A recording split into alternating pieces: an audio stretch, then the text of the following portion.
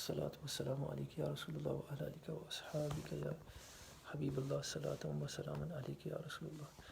So many instances of the Sahaba Kiram, actually decisions being made against, in favor of a non-Muslim for the sake of justice. I have a book in front of me. This was a book written by Allama Abdul Rahman ibn Jawzi rahmatullah alayhi, on the benefits of the Ethiopians, the virtues of blacks and Abyssinians.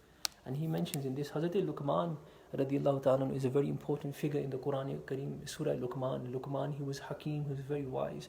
And according to the majority of people, the majority of ulama say he was a saint, he wasn't a Nabi.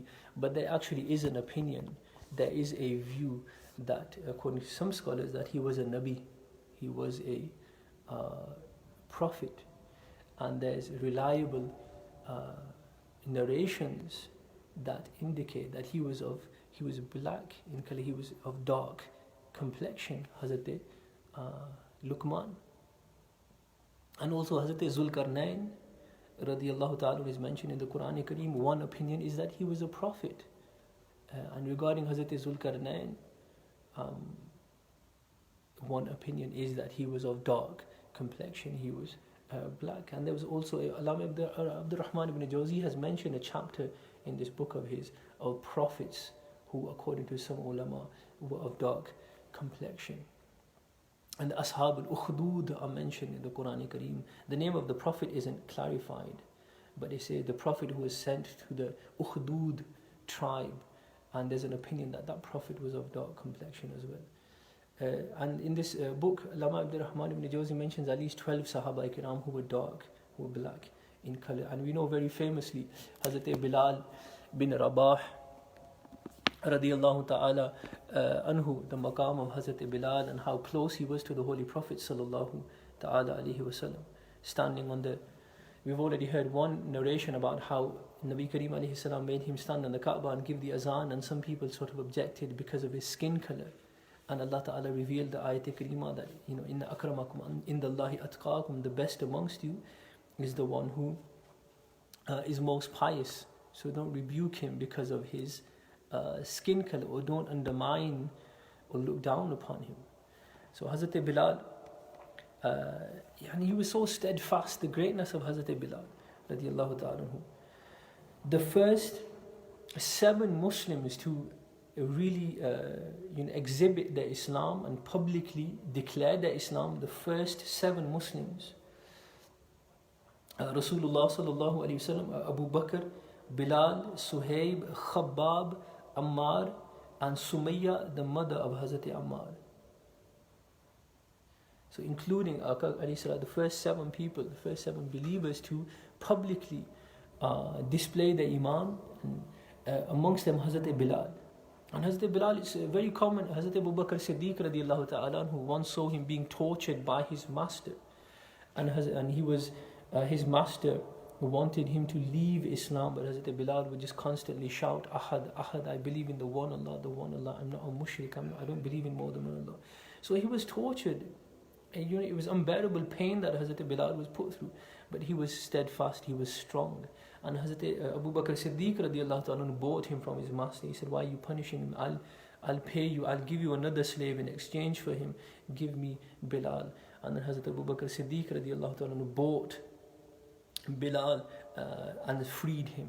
He was just one amongst many Muslim slaves that Hazrat Abu Bakr Siddiq radiallahu ta'ala freed after buying them. We live in a day and age where slavery doesn't exist. Najais and haram, oppressive slavery still unfortunately exists, but that slavery where it's actually valid to buy or sell, Islam actually abolished that in phases, in stages. So Hazrat Bilal, he is an example of perseverance. He is an example of sabr, of patience, of hilm, of steadfastness, of istiqamat, of strength and resistance, resilience. His, being tortured.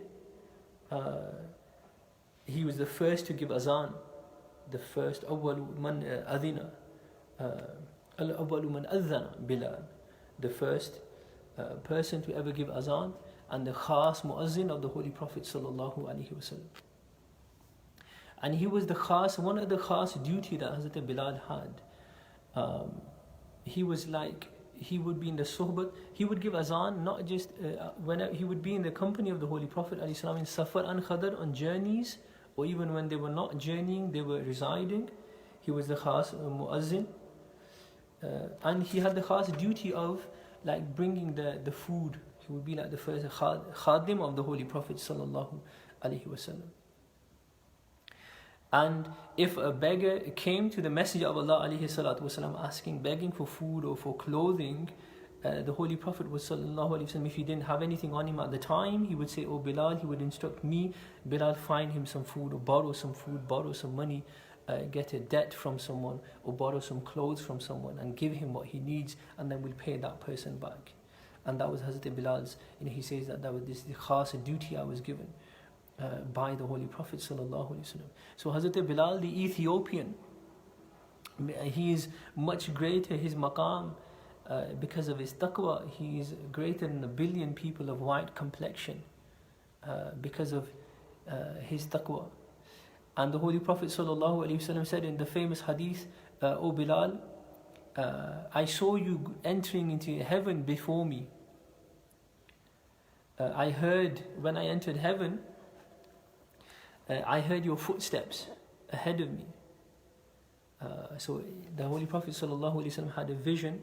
It was either a dream or it was the night of Mi'raj, where he saw himself entering paradise, and he heard the footsteps of Bilal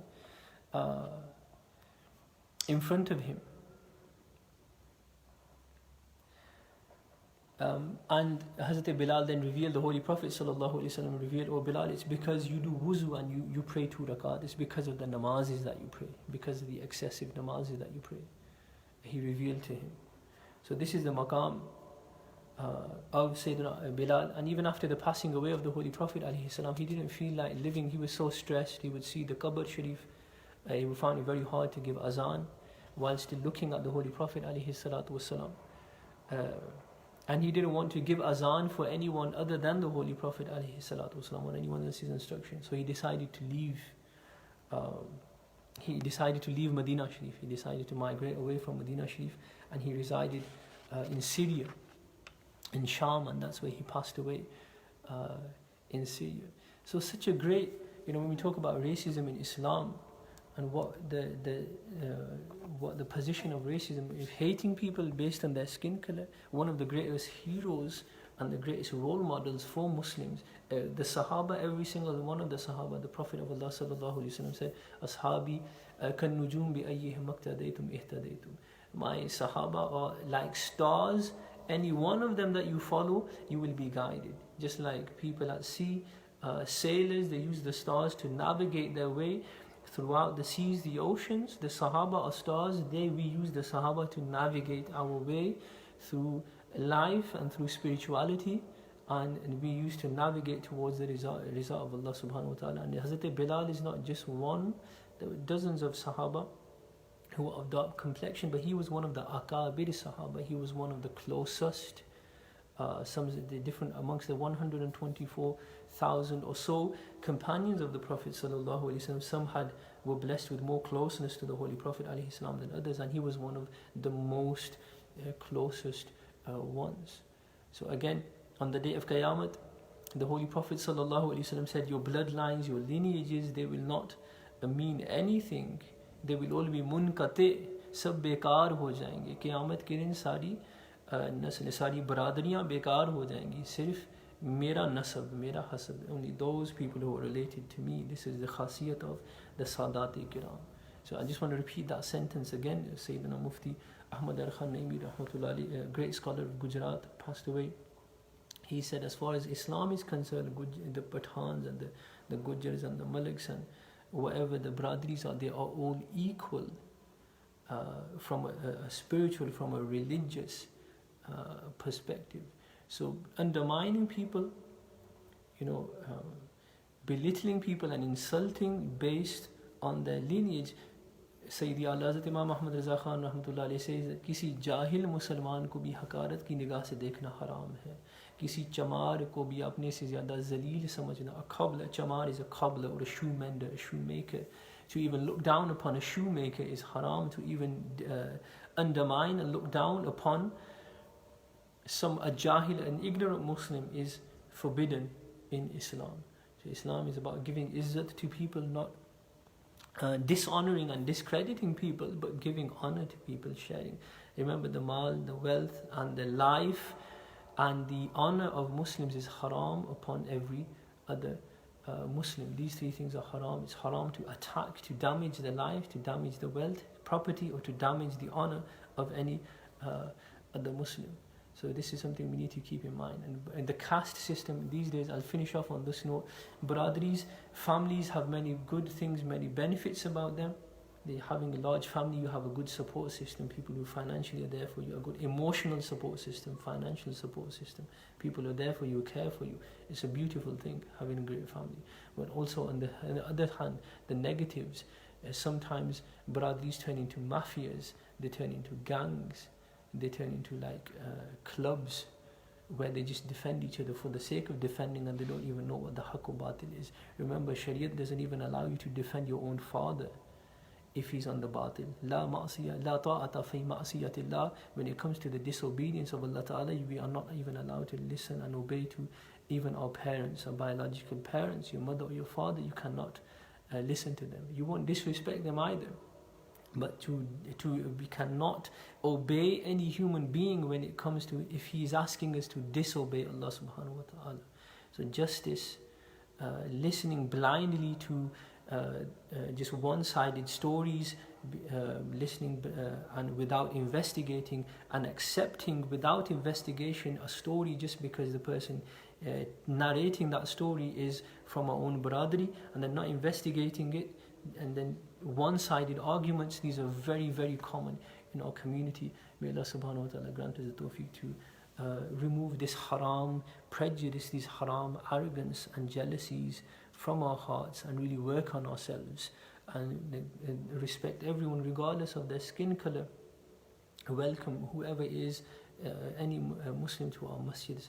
May Allah Ta'ala give us tawfiq to respect them all. Ameen bijahi Nabi Ameen sallallahu alayhi wa sallam. Jazakallah for joining us. May Allah subhanahu wa ta'ala forgive me and forgive you all.